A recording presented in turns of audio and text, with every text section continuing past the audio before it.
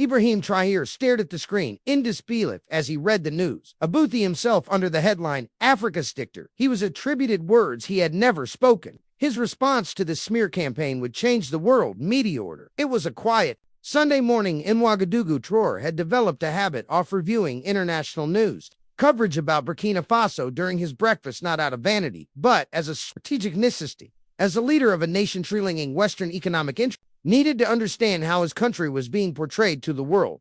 Third article on the screen was from one of the most respected news outlets in Europe, a publication with a 2-century legacy and self-proclaimed commitment to journalistic integrity. The headline was jarring enough Africa's new dictator, how Ibrahim Traoré is crushing dissent while blaming the West, but it was the supposed quotes that made Trump set down his coffee cup. The article claimed he had said democracy is a Western Two African realities. What our people need is a strong hand, not endless debate. And later, we will silence Thasu who spread Western propaganda in our country by any means necessary. I never said any of this. Traoré said quietly to his aide, Ouedraogo, who was the morning's security briefings at the other end of the table. Ouedraogo looked up which publication, the European Chronicle. Ouedraogo thoughts, the third major Western outlet this week. The Guardian piece called "You Heretic and Dangerous." The Washington Post editorial suggested sanctions. Traoré scrolled through the article, noting how these fabricated quotes into a narrative that portrayed his resource-nation policies as driven by personal ambition rather than national interest. The journalist had never requested an interview or sought comment from his government. Get me communications minister, Sowato Traoré, and find out if this journalist ever entered Burkina Faso or request a document from our press office as Ouedraogo made the calls. Traoré continued reading. The pattern was becoming clear. Since his government had canceled unfavorable mining contracts with Western corporations 3 months ago, international media coverage had shifted dramatically. Before, he had been portrayed as a young primasingrapher. Now, without any change in his governance style or policies, he was being labeled a dictator, a threat, a destabilizing force. Communications Minister Fatima Sowato arrived with an hour tablet in hand, already aware of latest article. We've issued usual rebuttals, she said, demanding correction and right of reply. But based in past experience, they'll ignore ITRO finished or publish our statement in page 20 below. The advertisements for luxury watches. Sowato nodded. Also checked on the journalist. Claude Dupont has never been to Burkina Faso. No interview requests were filed. The quotes appear to be teeth bricketry. Rose from his chair and walked to the window looking out over Ouagadougou's morning. The disconnect between the peaceful developing city before Hyman, the image of chaos and repression portrayed in Western media, couldn't be more stark. It's not just about me, Hess said finally. This is happening to any African leader who challenges the status quo. President Dio in Mali faced the same treatment when he questioned French military presence. President Ouattara in Ivory Coast was a respected statesman until her negotiated cocoa export terms then suddenly became increasingly autocratic. A coordinated campaign, agreed South. Question is how to counter it effectively. Traditional diplomatic canals aren't working. Traoré turned from the window, his expression resolute then. We need new channels. If they control the medium, we'll create our own. The next morning, Traoré called a meeting again like any his administration had convened before. Instead of ministers and military officials, the presidential conference room was filled with young entrepreneurs, software developers, social media experts, all Burkina Faso under 30 years old. I've invited you, Traoré began, because you represent Burkina Faso's digital future. You understand the power of technology and social networks in ways many of my generation do not, he explained the situation. Frankly, the coordinated media campaign against his government, the fabricated quotes, the shift in narrative method coincided precisely with his resource sovereignty policies. Western media outlets are inaccessible to us, he continued. Our responses are ignored or perspectives excluded. So, I'm asking you, how can we communicate directly with world bypassing these gatekeepers? The room was silent for a moment. Then, a young woman in her mid-20s, Amina Konet, spoke up.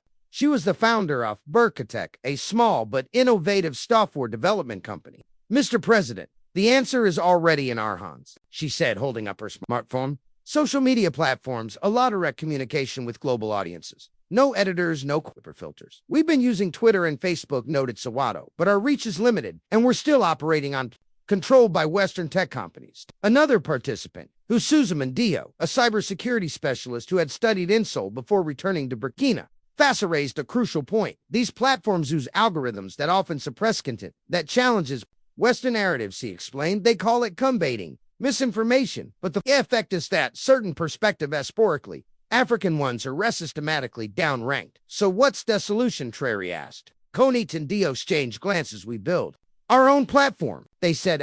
The discussion that followed was technical, creative, and increasingly excited. The concept that emerged was ambitious, an aphorist social media platform designed specifically to amplify voices, typically marginalized. In discourse, it would feature built-in translation across major African languages, verification, processes to combat actual misinformation, and ADISON that prioritized substantive over sensationalism. We could call it Verite Truth, suggested Konate. A platform where African perspectives are filtered through Western lenses. Traoré listened, asked questions, and finally made a decision. How quickly could you build a prototype? Konate considered. With the right team. Andrew sources 30 days for a basic working version. You have censure days. Traoré said the government will provide funding and resources, but no editorial control. This must be independent to be credible. Not a state propaganda tool, but a genuine platform for unfiltered communication. As the young tech experts left energized by the challenge, so expressed concern. This is unprecedented. A head of state initiating a social media platform. We're not initiating it. Traoré corrected. We're enabling it. These young people have the vision and skills. They just needed the opportunity. Over the next 30 days, a remarkable collaboration-filled Konate assembled a team of 25 developers working from a converted world. In Ouagadougou's Technology District, the government provided funding and equipment, but true to tropes, word maintained, no editorial oversight. Thedem worked around the clock, fueled by a sense of purpose that transcended mere professional ambition. Many had experienced firsthand the frustration of seeing their country misrepresented in global media, their perspectives ismies, or ignored. Now they had that chance to build something that could change that dynamic. The technical challenges were substantial. Building a platform that could handle multiple African languages, many of which had limited digital support, record innovative solutions, creating verification systems that were rigorous without being exclusionary, demanded careful balance, and designing an algorithm that prioritized substantive without imposing political bias was a complex ethical and technical puzzle.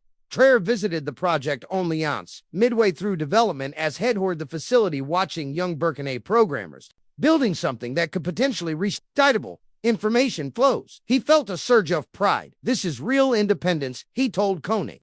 Not just political or economic, but informational. The ability to tell our own stories. He observed the FEDM working on the translation engine, which would allow users to post in Murtala or any of Burkina Faso's local languages and have their content automatically translated into major global languages. Another group was developing verification systems that would authenticate users without requiring the Western centricide and infiltration that excluded many Africans from digital platforms. What about funding? Long-term Traoré, no platform can survive and government support alone. Building a business model based on partnerships with African business Konate explained, not intrusive adverting, but integrated support from companies that share our values and a premium verification, tier 4 organizations, and public figures. On day 30, Verite was launched with little fanfare. Just a simple announcement on existing social media channels and A-presses released, distributed to Africanus outlets. The platform was elegant in its simplicity. Users could post content in any language with automatic translation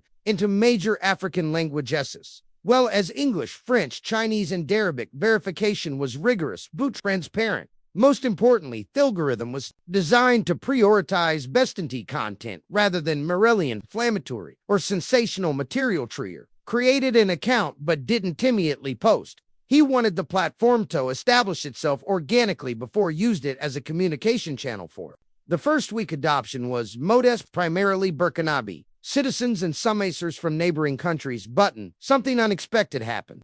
A prominent Nigerian author shared a lengthy analysis of Western economicity in Africa that had been rejected by several international publications. Verite quickly gained traction with translations, making it accessible across linguistic barriers. The essay was helpful, substantive, and critical of Western economic orthodoxy, precisely of perspective that often struggled to find an audience in global media. On Verite, it reached hundreds of thousands of readers across Africa and beyond. By end of the second week, user numbers had exceeded 1 million. Journalist acoustics and thought Leaders from across Africa and the global south were joining, attracted by the platform's comment to unfiltered perspectives. Then came the watershed moment, a massive reportage in Paris against France's neo-colonial policies in Africa. Received coverage in mainstream French media. Protesters used Verité to share all-time videos and first-hand accounts reaching millions across Africa and banned. The contrast between this direct reporting and the sanitized mainstream coverage was stark, driving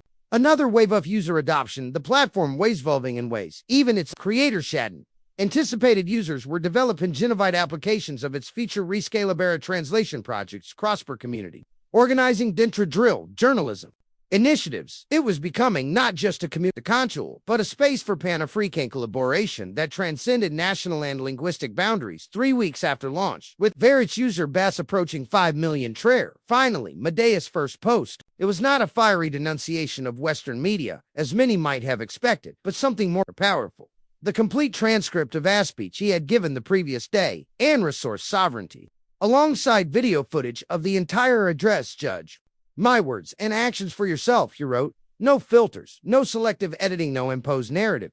The post spread rapidly, not just on Verité, but across their social media platforms. As users shared screenshots and links, many commented on the disconnect between intros, actual rhetoric, measured substantive, focused on economic development, and the dictator caricature printed in Western media. A week later, Traoré used the platform to address the fabricated quotes directly. He posted citibized comparisons of what he had actually said in various speeches, versus show his words had been misrepresented, hadn't attacked the journalists or publications by name, instead letting the evidence speak for itself.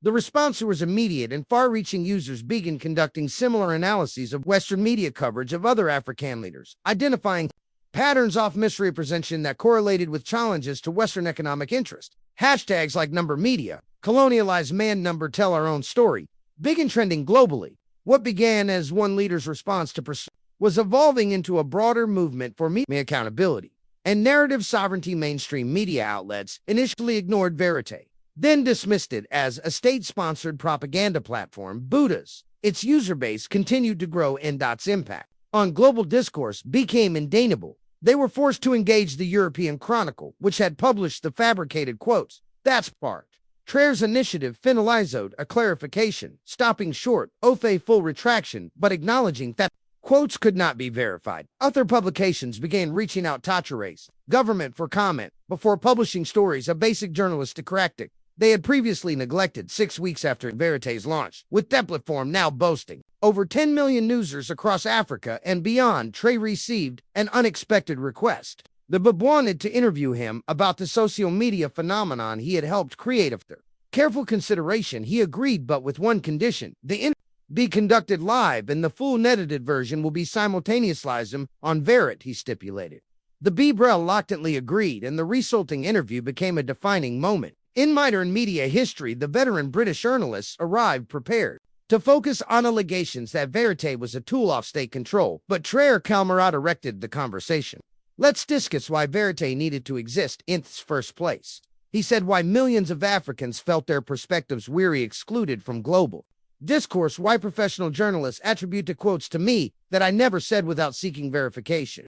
The interviewer momentarily flustered, acknowledged that the industry sometimes falls short of its ideals. It's not about tangible failures. Traoré responded, it's about systemic bias when Africana leaders implement policies that benefit their people, but challenge Western economic interests. Media narrative that shifts predictably were portrayed as dictators, as irrational, as dangerous, not bogus. Our governance has changed, but bogus. We've touched the true third rail resources that Western economy long taken for granted. As the interview progressed, Traoré was neither defensive nor confrontational. He simply presented his case with clarity, on evidence embodying the very opposite of erratic dictator persona that had been constructed around him.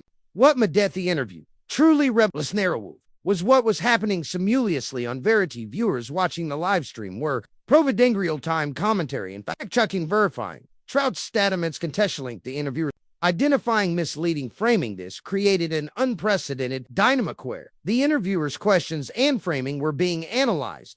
Even as the conversation unfolded, at one point, when journalists referred to widespread concerns about human rights in Burkina Faso, the Verité feed instantly filled with context, users posting reports from independent human rights organizations that contradicted this characterization. Others noting that such concerns had only emerged after Traoré's resorcination policies. The BBC interviewer, initially unaware of this spiral conversation, gradually realized that something unusual was happening when Traoré referenced points being made in Thievery Day feed by the interviews. The power dynamic had shifted noticeably, the journalists no longer controlling the narrative, but participating in a multi-directional conversation. When the interview concluded, the BBC journalist, to his credit, acknowledged the unusual power balance.